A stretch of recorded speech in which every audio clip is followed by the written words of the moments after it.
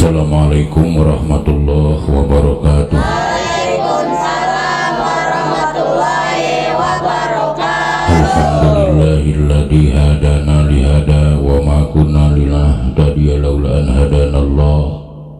Wassalatu wassalamu ala Rasulillah Sayyidina wa maulana Muhammad ibn Abdillah wa ala alihi wa ashabihi wa man tabi'ahu wa wala.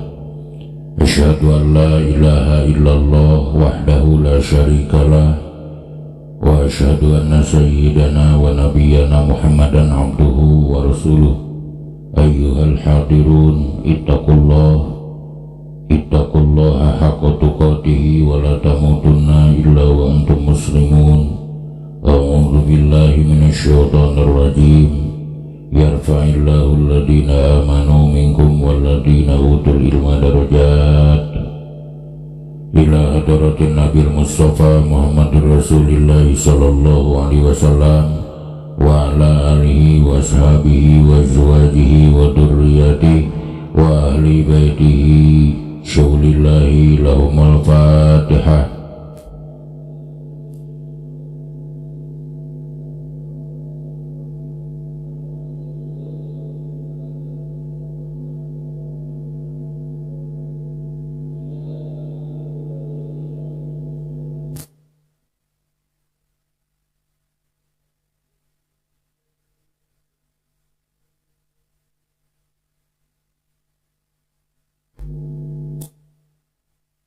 Wa ila arwahi abaina wa ummahatina wa jadadina wa jaddatina wa masyayikhina wa masyayikhina khususan Mama Haji Muhammad syaulillahi lahumul fatihah.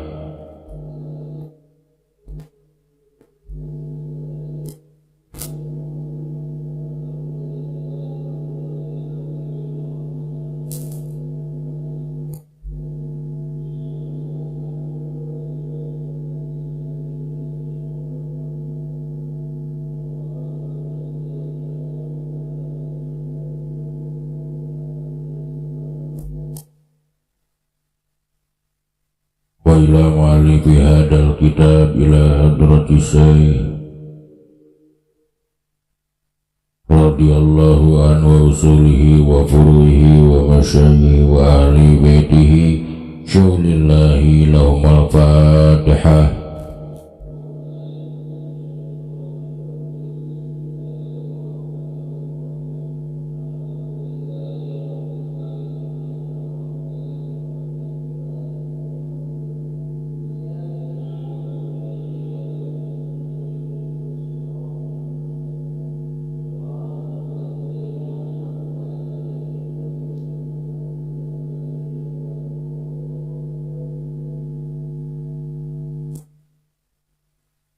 Allahumma salli ala Sayyidina Muhammad. Allahumma salli wa sallim wa radiyallahu ta'ala an kulli sadatina ashabi rasulillahi ajma'in amin.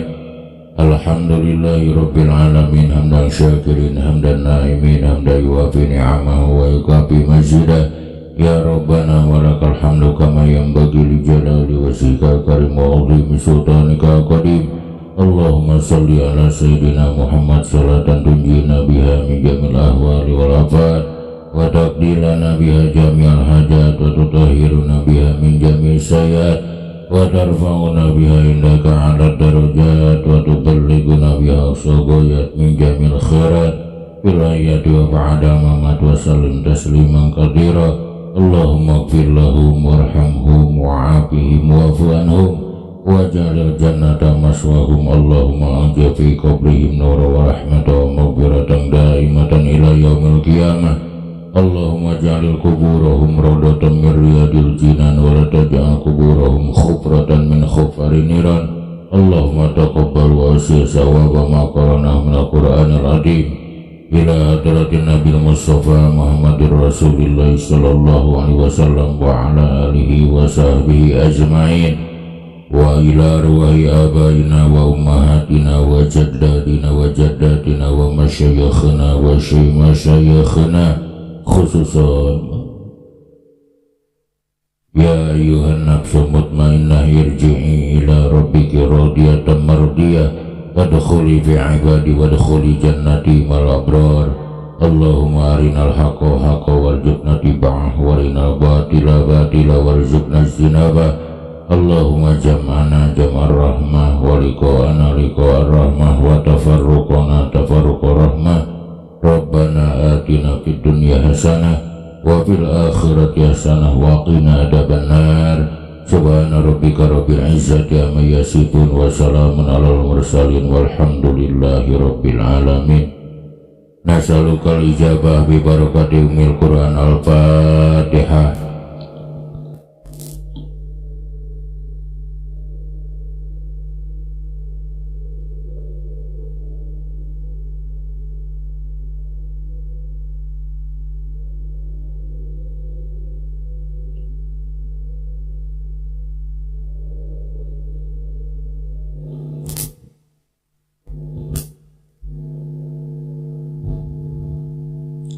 Logatna.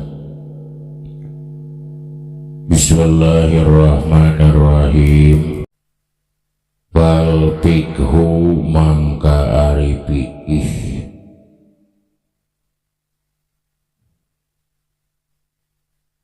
Eta al ilmu nyaho bil wajibi kana kewajiban.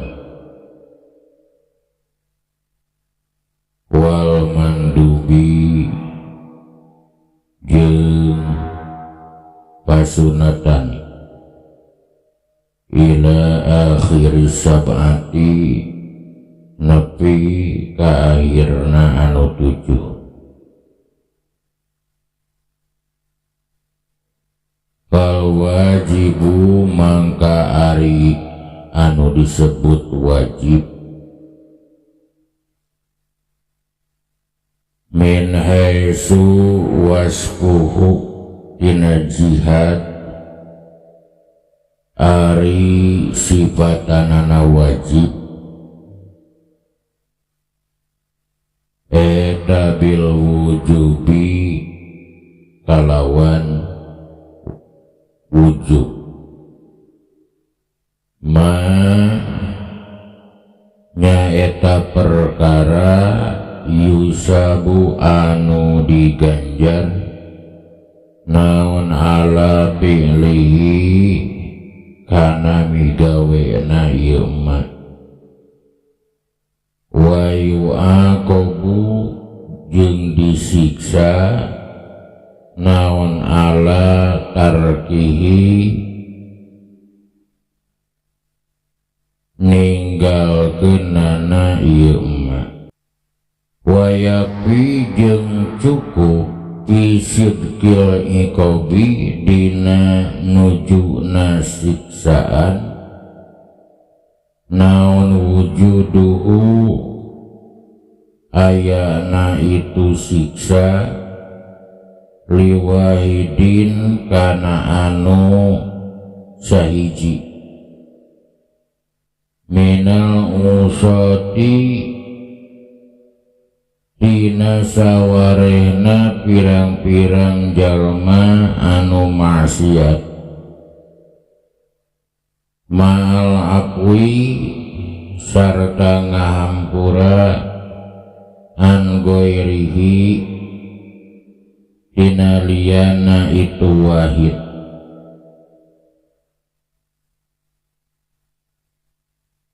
wa yajuju jeung meunang naon ayyazida yen nabahan musonib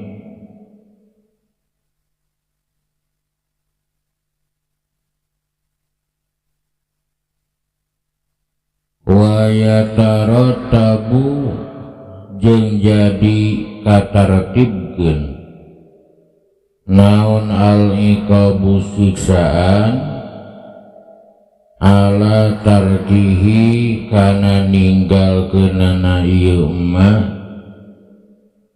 kama saperti perkara abaro anu ngaibaratkeun bihi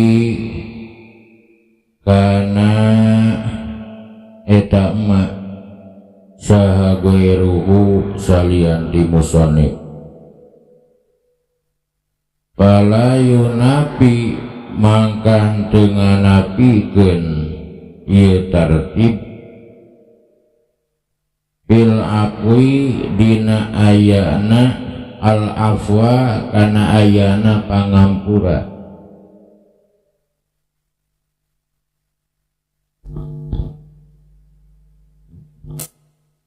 wal mandubu jeung ari anu disebut mandub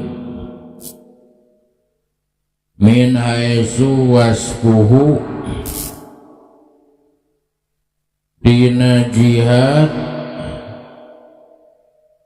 ari kasifatanana itu mandub bin nadbi kalawan sunat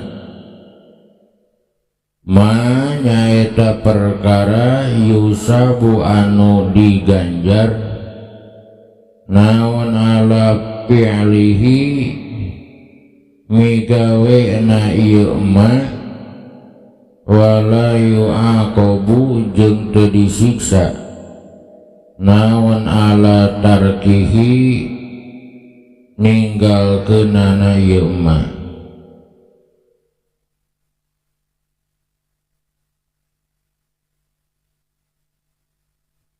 wal mubahu jeung ari anu disebut mubah min haitsu tina jihad wasfuhu ari sifatanana itu mubah bil ibahati kalawan wenang ma nyaeta perkara layu sabu anu henteu diganjar naon ala fi'lihi migawe na yuma wa tarkihi jeung ninggalkeunana itu ma wala yu'aqabu jeung teu disiksa naon ala tarkihi migawe na awas wala yu'aqabu jeung teu disiksa naon ala tarkihi ninggalkeunana ieu ma wa fi'lihi jeung migawena ieu ma ai ma tegasna perkara la yata'allaqu anu henteu cumantel bikulin kana saban-saban saiji min fi'lihi tina migawena itu ma wa tarkihi jeung ninggalkeunana itu ma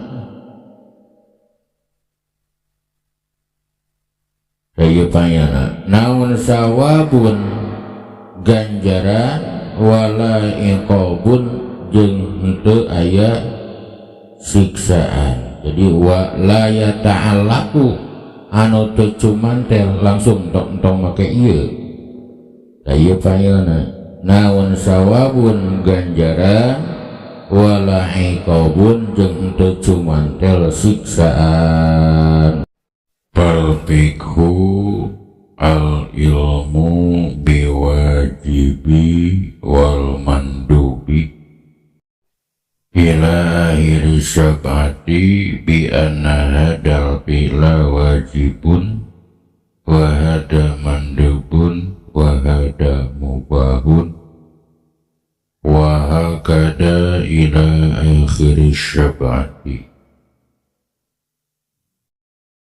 jeung hari anu disebut fikih eta nganyahokeun kana anu wajib jeung anu sunat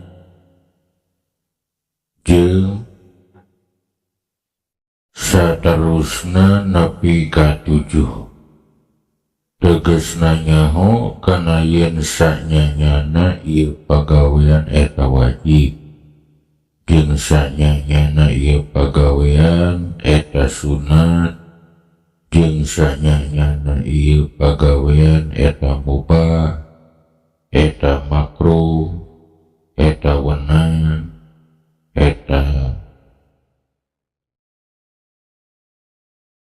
sahih jeung eta pasti. Hukum eta ngarupakeun khitab Allah Subhanahu wa ta'ala anu sangkut paut jeung urusan pagawean jalma-jalma kana. Hukum dibagi dua, aya anu disebut hukum taklifi, aya anu disebut hukum qat'i. Hukum taklifi nyaeta hukum anu berhubungan jeung pagawean mukallaf.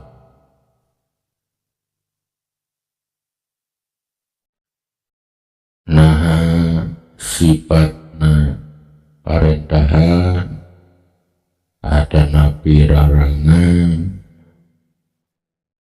atanapi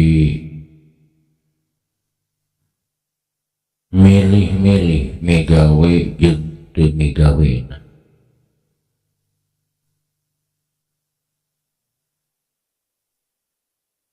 Hukum wad'i nyaeta hukum anu ngarupakeun khitab Allah Subhanahu wa ta'ala anu ngajadikeun ngarupakeun sabab atanapi syarat atanapi mani. Taluk ngarupakeun hitop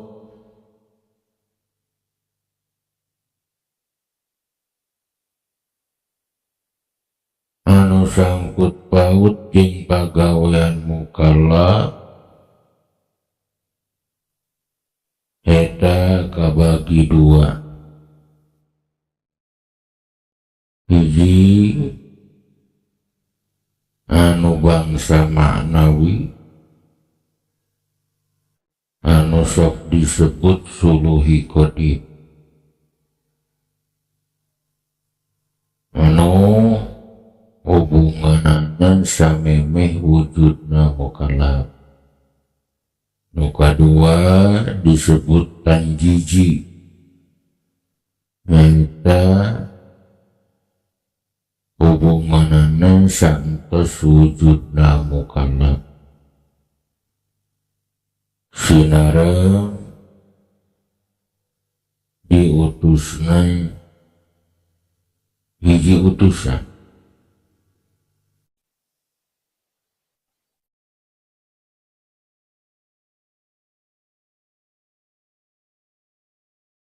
Wa ta'alluqu imma ma'nawiyun wa huwa suluhiyyu qadim qabla wujudil mukallaf ala ma'nan anau ida wujida mustajmi'an li syuruti taklif kana muta'allaqan bi wa imma tanjijiyun wa huwa ba'da wujudil mukallaf ba'dal bi'sati idla hukma qablaha wa huwa ta'alluqun hadis.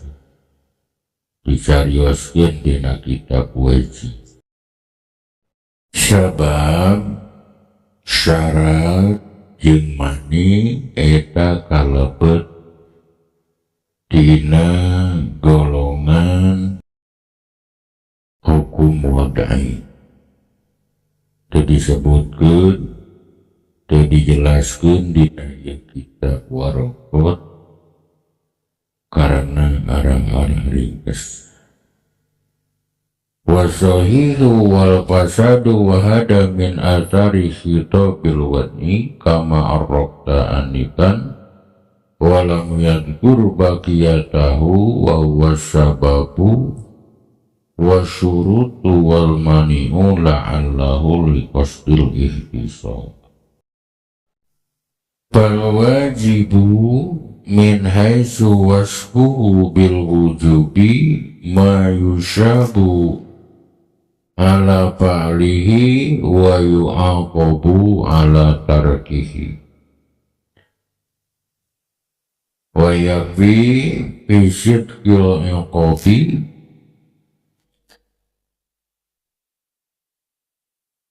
wujuduhu liwahidin minal usrati ma'al afwi an ghairihi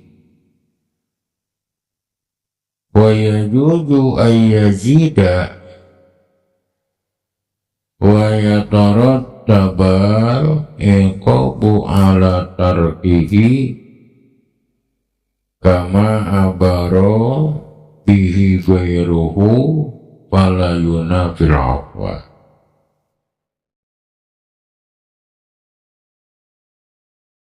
Maka ari anu disebut wajib dina jihad sok kasipatan wajib tegesna ari pagawean anu diwajibkeun nyaeta mana-mana pagawean anu diganjar ku migawena eta pagawean jeung disiksa ku ninggalna eta pagawean.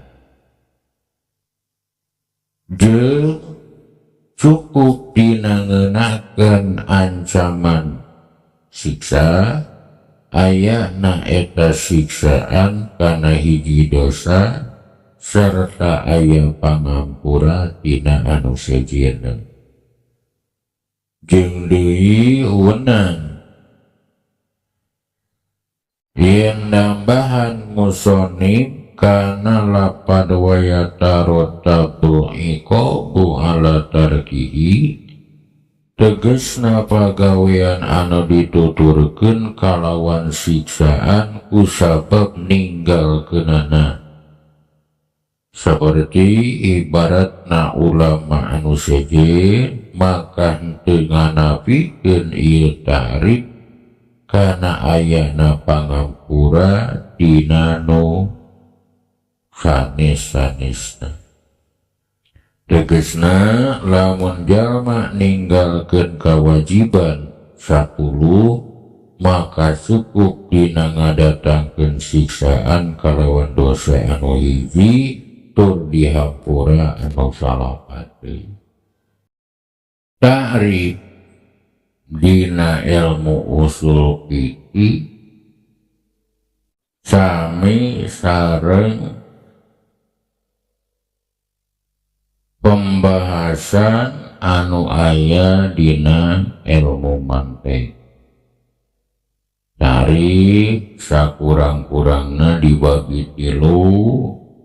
Aya anu disebut ta'rif had, aya anu disebut ta'rif rosam, aya anu sok disebut ta'rif lafzi.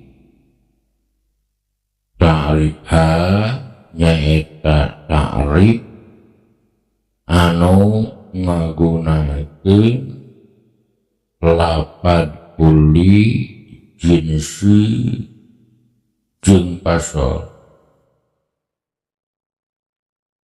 Contoh hayawanun natikun, al insanu hayawanun natiku. Manusia ngarupakeun hayawan anu bisa berpikir. Ieu ta'rif ngagunakeun lapad kulli jinsi jeung pasol. Ari anu disebut ta'rif rosam nyaeta tiap-tiap ta'rif anu ngagunakeun kulli jinsi sinareng sifat khusus. Contoh seperti manusia ngarupakeun hayawan anu bisa seuri. Ta'rif wajib anu dijelaskeun ku musannif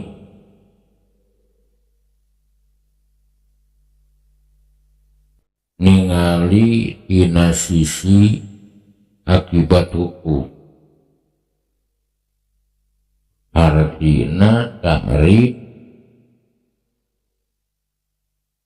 anu disebut takrif rosam sabab ngagunakeun akibat hukum seperti anu telah dijelaskan tadi.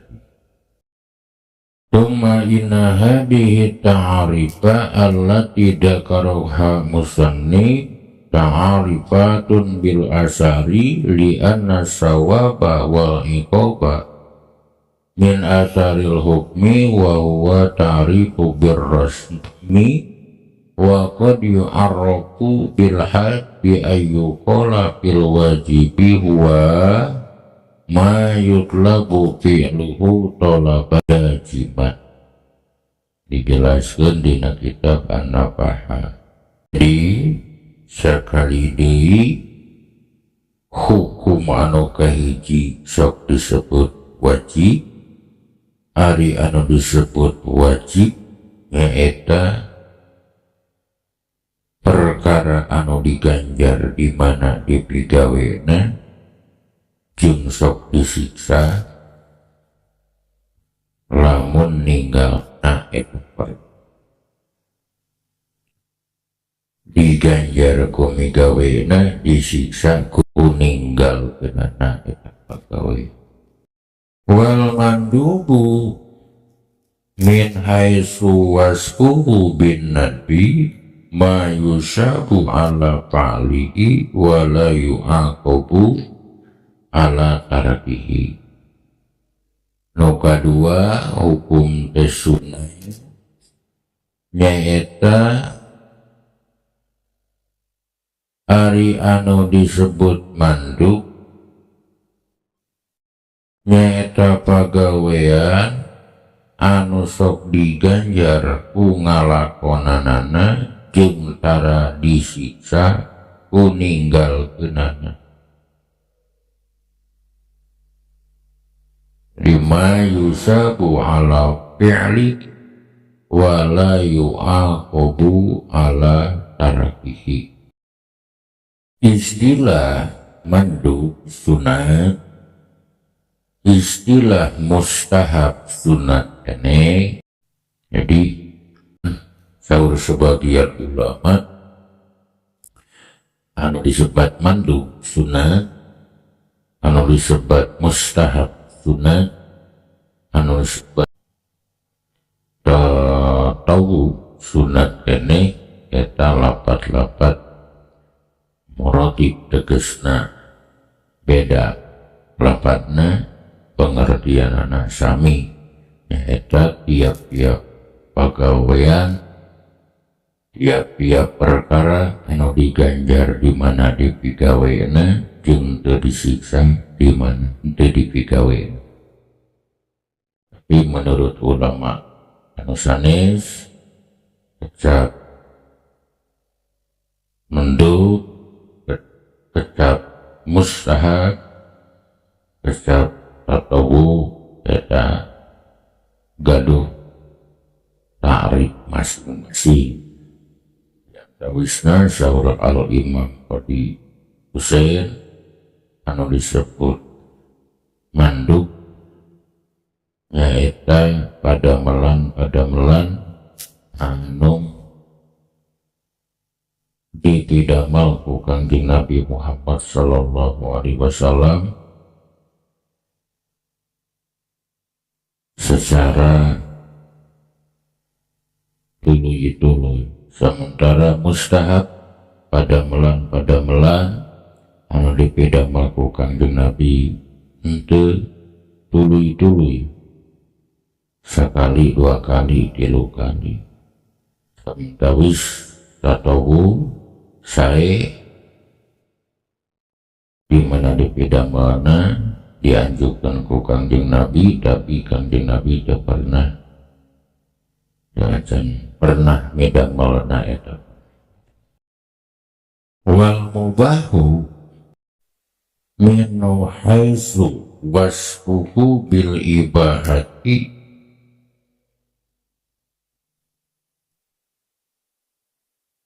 ma la yusabu ala fa'lihi wa tarkihi wa la yu'aqabu ala tarkihi wa fi'lihi ay ma la yata'allaqu bi kullin min fi'lihi wa tarkihi sawabun wala iqabun.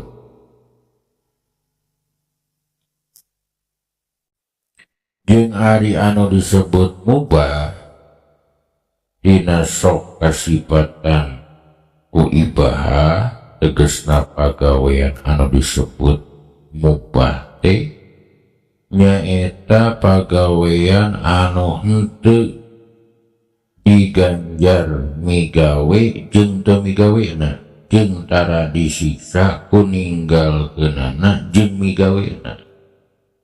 Tegesna pagawean anu henteu kancantelan dina migawe jeung teu migawena kalawan ganjaran sinareng siksaan eta anu disebut mubah. Jadi sakali deui anu disebut mubah teh ma la yusabu ala fihi wa tarkihi wa la yusabu ala tarkihi wa fi'lihi ay ma la yata'allaqu bi kulli min fi'lihi wa tarkihi sawabun wa la iqabun. Mubah secara bahasa, secara lafziah ngabogaan arti dilapangkeun atawa diluaskeun, dijembarkeun. Sementara menurut istilah ahli usul fikih ma la yusabu ala fi'lihi wa la yu'aqabu ala. Mubah oge biasa disebut jaiz atau nafi halal.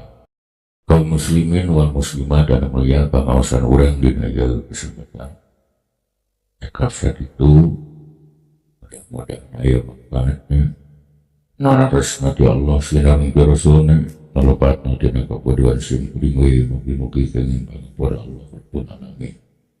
Anu parantos kabahas urang dina ieu kesempatan nyaeta ngajelaskeun anu disebut wajib, anu disebut sunat, oge anu disebut punah. Rabbana atina fid dunya hasanah wa fil akhirati hasanah wa qina adzabannar. Wassalamualaikum warahmatullahi wabarakatuh.